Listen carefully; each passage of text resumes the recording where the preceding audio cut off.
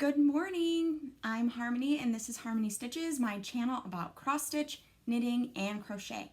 If you are a returning subscriber or viewer, thank you so much for coming back.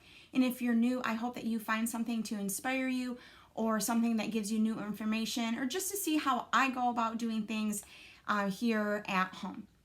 And so we're going to go ahead and jump right into things. The first thing is I have a finish. And that is 12 Days of Christmas, because if you're returning, you know that that was my wheel spin for last week. But I was so close that I actually wanted to get it finished, so I kept working on it. And I finished it on, it took me a lot longer than what I was expecting. I finished it on Friday morning, just a couple of stitches left. So I will show you the whole thing. I did quickly press it a little bit. The wrinkles are still there, but I wanted to press it enough just so that way you could see the squares, because it was pretty wrinkly because I stitch in hand. Okay, so here's first day, second day, and third. The way that I stitch these on the fabric probably doesn't make any sense, but it worked for me at the time. So, and then I went back up to the top and stitched fourth day. And fifth day, here, let me fold this one more time. Fifth day with the rings. Sixth day, 6 golden, well, what is that? 6 days, 6 geese a laying. On her website, Paulette Stewart of Plum Street Sampler says that she has a little story about why she has 1 geese and 6 eggs. So why don't you go ahead and I'll put the link below so you can go ahead and look at that. Okay, so then now we're on this row. So we did 6. Now we're on 7 swans a swimming, 8 maids a milking,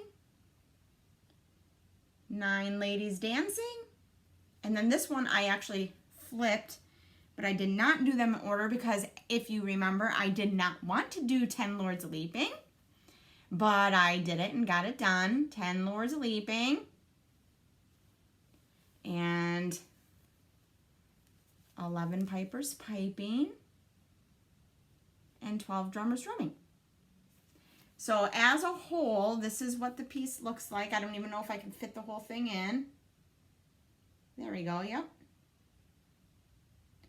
And it is charted for you to be able to stitch these individually, or you can stitch them as a whole piece, and depending on how you want to do things. I stitch them individually so I can cut them into ornaments for the Christmas tree. So that's my plan for that piece, as you can see, because of the spaces in between, so I can cut them apart. If I was going to do them as one big piece, then they would be right next to each other without any spaces.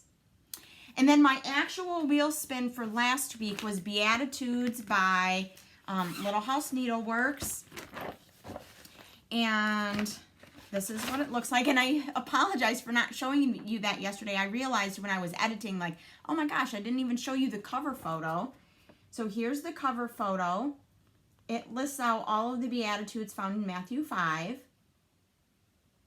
and here are the threads. I'm using all the called for colors. And it includes DMC and Classic Colorworks. And since I finished the 12 Days of Christmas on, Friday morning, I only stitched on this Friday and Saturday, but I feel like I got quite a bit of progress done in that little bit of time. So I did take Pandemic off my frame and put on Beatitudes. So I put the white body of the chicken on top of the sheep where it goes. I ripped out the flower. Along the house here, there's a big tall flower, and I had to rip the whole thing out. And then I started putting in the house. Oh, and I did finish this tree. Only half of the tree was put in. And there's a little bit of grass that I finished. So not bad for a day or two on that. So making a little bit of progress. The house is not huge, but I've put in 3 strands of the roasted chestnut so far, so that's quite a bit. And I still have a little bit more on that half and then I have to do the other half. So it's not horrible, but then I have the roof to do.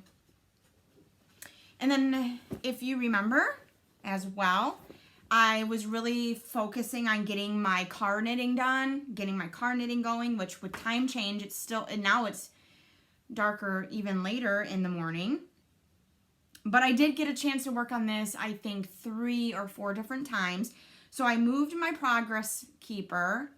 It's a stitch marker, but for these purposes, it's a progress keeper. So the white one is where I started last week. The pink one, you might not be able to see it, but this one is pink. That is just marking that I'm 19 inches. It's 19 inches long. And then the blue is marking where I stopped in the car, and then I did a little bit while we were watching TV last night. So again, I got quite a bit done this week. This is how much I used the one skein up, and I have this left. So I'm going to go until I hit 60 inches or I run out of yarn, whatever comes first.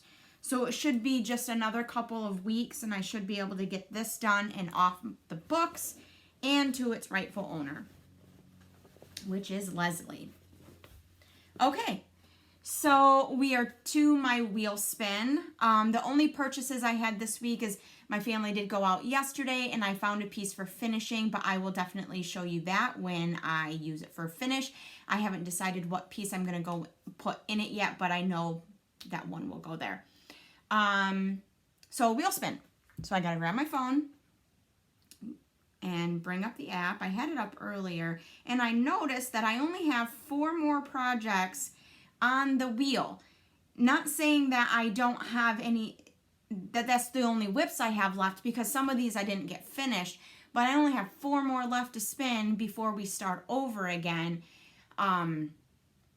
But I was just telling my daughter that I'm itching for a new start, because I haven't had a new start since I did Chicken Joy for Leslie.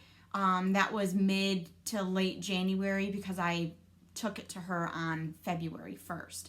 So let's get to this wheel spin.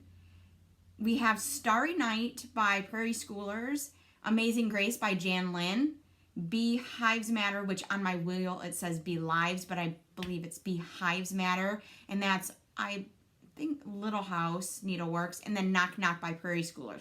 So I have a 50-50 chance of getting a Prairie Schooler here, right? So here's my wheel. It's bright in here today. Oh, it didn't spin. There we go. Okay, so it looks like Amazing Grace. So we're going to hide that slice so it doesn't come up next time. And then I just have to find it. And I'm actually going to show you this week what it looks like, where I'm at. So this was a Janlynn kit. This was one of the first pieces that I started cross-stitching with when I was a teenager. It got set aside because of life, and then when I found FlossTube here on YouTube, I was like, hey, what about that piece? And I went and searched for it, and I couldn't find it. So somewhere along the way, it got thrown out or purged. You know, my husband and I moved a lot when, you know, in our almost 20 years of relationship. So it was bound to happen. But this is Amazing Grace. All of the staffs are back stitching. Obviously, the music notes have some back stitching, but it's okay. It's all right. I will make it. I am using the included floss and fabric, and it's, let's see what the fabric is. Oh, I don't think it says on here. I think it's a 28 count even weave. It feels like even weave, but not sure. I think it said on the packaging, but obviously I don't have that anymore. I just have the pattern. So let's see. This is what I have done so far. Not very much, but I have the flowers in the top left, went across with Amazing Grace, and then started to come down on the border.